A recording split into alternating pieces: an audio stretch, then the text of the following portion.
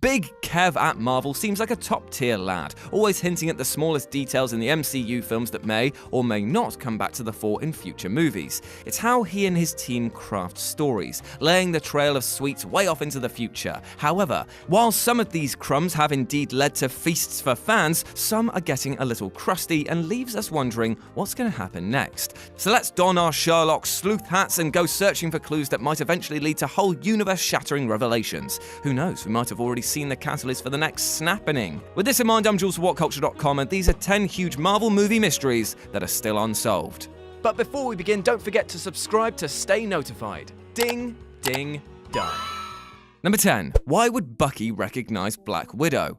Obviously, Natasha Romanoff's mysterious past is a big part of her appeal as a character, and though we're going to get to see her story actually explored in her own solo movie, there are still some major questions that surround her. Most important among them, how the hell does she know Bucky Barnes?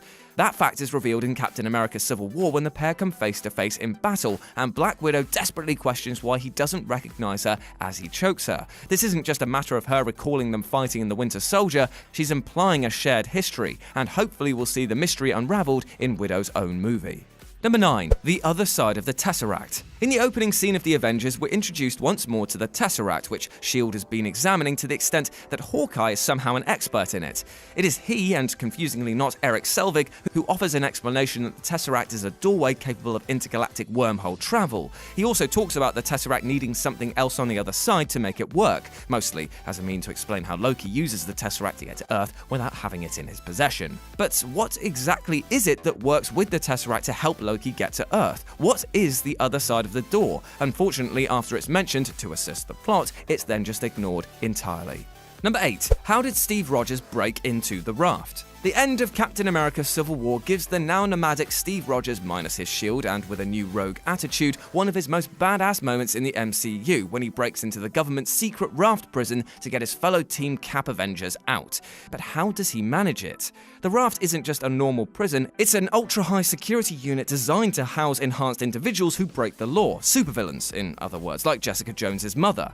It's designed to be an unbreakable lock thrown into the middle of the sea. To break in might not be that much of a stretch for the world's most gifted super soldier, but just getting there would be pretty much impossible without some kind of support. That doesn't mean it's impossible, of course, but it's the kind of story that really needs to be told because of all the necessary moving parts. Number 7. Why did Thanos give Loki the Mind Stone? Even though Infinity War referenced Loki's former working relationship with Thanos in Thanos' criticisms of the God of Mischief as a failure mostly, we didn't get an answer to the question that still fundamentally undermines Thanos' supposed brilliance as a villain. If he's so smart, then why did he trade the Mind Stone to Loki in exchange for his help getting the Space Stone? Wasn't giving away a stone even to an enemy who proclaimed humanity a pushover something that weakens his own position needlessly?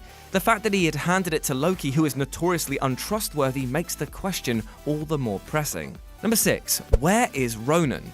In Guardians of the Galaxy, when Ronan was defeated by the combined love and friendship and also a little bit of insta-rage from the Power Stone, it looked like he was dead, no question. But then Infinity War changed the rules of the game by confirming that Red Skull wasn't actually killed when he was disintegrated by the Tesseract at the end of the first Avenger. He was merely trapped by the stone and cursed to be the Soul Stone's keeper. So could Ronan still be alive too? And if so, where is he? Was he too trapped in the Power Stone? And if so, what is he doing now? Surely there can't be one rule for one and another for another.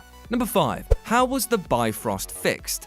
At the climax of the first Thor movie, the God of Thunder confirms his worthiness and commitment to Asgard by destroying the Bifrost Bridge to stop Loki's nefarious plan from being a possibility.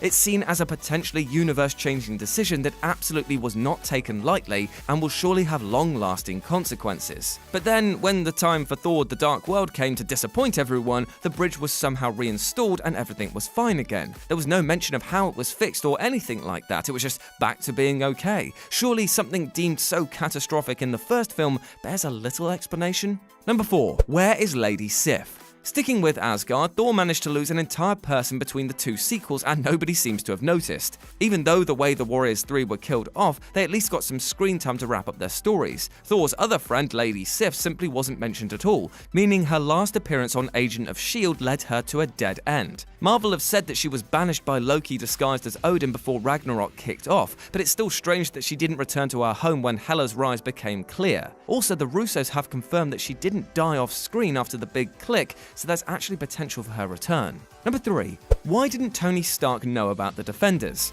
When you think about it, the fact that Tony Stark knows about Spider-Man's existence suggests that he's been tracking persons of interest in the MCU. Why then has he never looked into the existence of an invulnerable man with diamond-hard skin, a blind super ninja, a super strong SAS machine, and a guy with a glowing fist and no personality? Surely any one of them would have been much more use in the fight against Captain America than a teenager with no battle experience, right? Number 2. Seriously, why did Odin have a fake gauntlet? The existence of the fake gauntlet that turned up in Thor and then was retconned as a fake in Thor Ragnarok must have caused Marvel some serious headaches. But saying it was a fake just isn't enough to solve the question of why it exists in the first place. Thanks to the timeline established by Infinity War, we know that the real gauntlet was forged years after the fake was shown in Thor, and only because Thanos forced the Smith to do it. So why the hell was a fake one already in Asgard's vault? And how did Hela know that it was a fake if she had no real reference point to qualify it? And how did the real version come to look exactly the same as the fake? Did the fake actually inspire the real one? And why was it in Odin's vault if he believed it was real? And number 1, the Last Guardians Easter egg. When James Gunn is eventually done with the MCU, which won't be for at least a while since he's got another movie to make and a whole creative manifesto to explore more cosmic stories with first, his legacy will be remembered for these important things. He will be remembered for defying expectations, for making some of the funniest and most likable characters, for reinventing the way that music was used in the MCU, and for some of the most legitimate emotional depth in the franchise. He's also a master at hiding Easter eggs, and according to him, there's one massive reference that still hasn't been found in Guardians of the Galaxy.